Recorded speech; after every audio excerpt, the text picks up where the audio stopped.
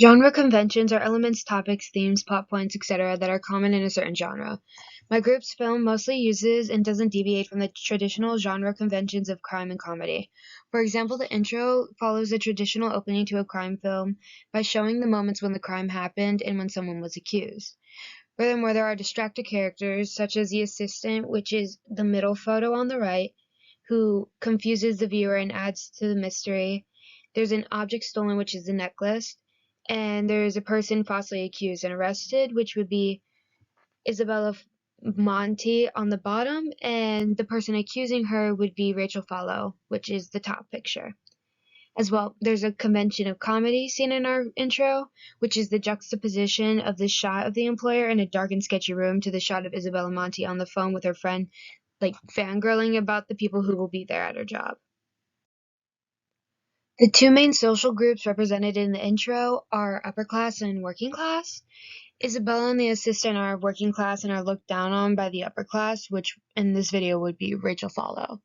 As well, issues from this dynamic, which can be seen in real life, can be seen when Rachel accuses Isabella of taking the necklace with no proof whatsoever, and even though Isabella denies the claims, she's still arrested. This represents the power dynamic between the two groups in real life as well, which leads to many issues that can be seen, like bribing to get away with crimes that people did, unfair wealth distribution, etc. The intended audience for this video are those who like crime films and mystery films, and the people who grade media studies for the ACE program. Social groups represented in the video are wealthy and famous people, and then young people who are working or in college and are not necessarily have a lot of money, which are groups that do exist in real life. However, my video doesn't present a story that most could relate to because it revolves around a college student who gets framed for stealing an expensive necklace, which is not a very common thing. Ways I would advertise and promote my video would be first through social media. I use social media influencers to talk about my film and encourage their followers to watch. It's very effective and it reaches a wide range of people. To make up for the people who don't use social media, I would also put out TV commercials. And I would also use billboard signs, posters, stuff like that, as people could see them as they're walking by or driving and just notice it. The ways I would distribute my film and advertisements would be first through streaming platforms. Streaming platforms offer many movies and TV shows and have become a very popular way to consume film in recent years. I would also use poster and billboards because posters can be cheap, and if you make them good, people will like them, and billboards because everyone will just see them. And then lastly, I would use movie theaters because if you release it in a movie theater, it would promote my film, as people would see it listed on posters on the walls, and it would allow people to view the movie if they don't necessarily have a streaming service. When we started producing our film, we started with pre-planning, which we used Word for, and we basically used it just to figure out and write down the ideas of what we wanted to do and what materials we were going to use, such as one of the members' iPhone 11 Pro for the camera, what kind of necklace, the title, etc. Then we did some storyboarding where we just picked out a few scenes that we thought were going to be important and wrote them out to figure out how they were going to go. One of the most important things we did was the film treatment. The film treatment really helped us to develop the characters and the plot and solidify what we were going to do. We also used shot lists to keep track of all the shots or what we thought we might want to do next when we continued filming. For locations, we used one of the members' houses, Julia Dom's house. We used my house and LaRoz Levy's house. And these are all locations used for the story.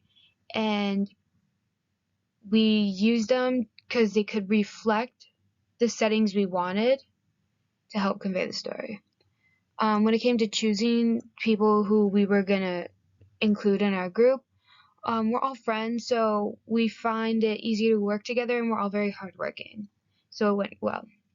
And then when it came to choosing props, lighting, costume, etc., lighting wasn't much of an issue. There were a few times where there was like changes in times of day where we had to refilm, but that was really it.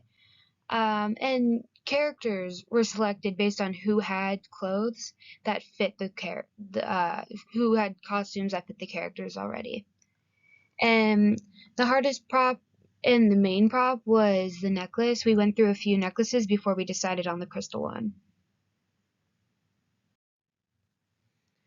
Over our time making our film, we learned many skills and encountered a few issues as well. Some issues, and the main issue we experienced was finding time to meet up. We were all very busy over the weekends, and none of us have our license yet, so we can't drive just to meet each other. We had to plan it out, which eventually we were able to plan out a day or two to get together, all of us. And if we couldn't get all of us together, we would film with at least two of us instead of four. And that taught us to actually be more communicative with each other to make sure things were going well and be more reliable.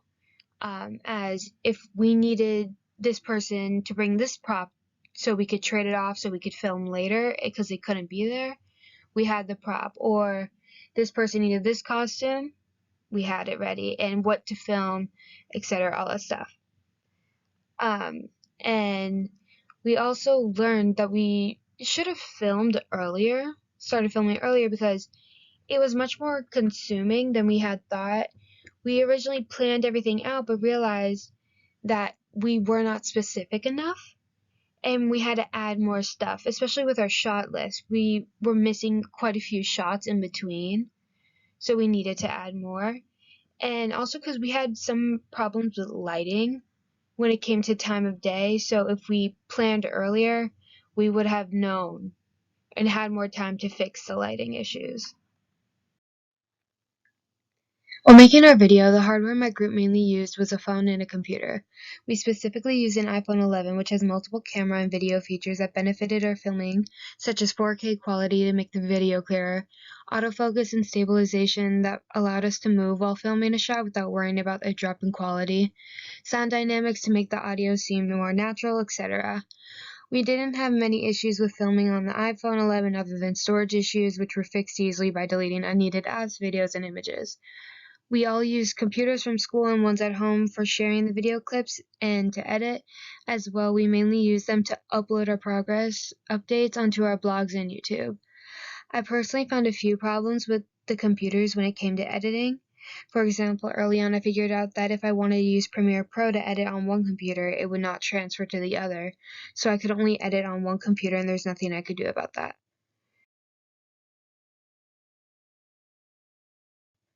So the main softwares we used in creating the film were Premiere Pro, CapCut, and YouTube. I used Premiere Pro originally as my main software for editing, as it has more options than CapCut. But the main problems we came across is that we could only edit on one device, so it is not mobile, and it can also be very hard to navigate sometimes. Only being able to use the software on my computer is something I can't change, but practice on the Premiere Pro has helped me improve my editing skills. I used CapCut for quick editing to get the idea of what I wanted to do, such as cutting down the clips and rearranging them, which was really helpful. I also ended up using CapCut as my main editing software as it was easier to access and still had very good editing options. CapCut didn't really give me any problems at all. YouTube we used to upload our video progress updates and had no problems with it as it was pretty simple to use.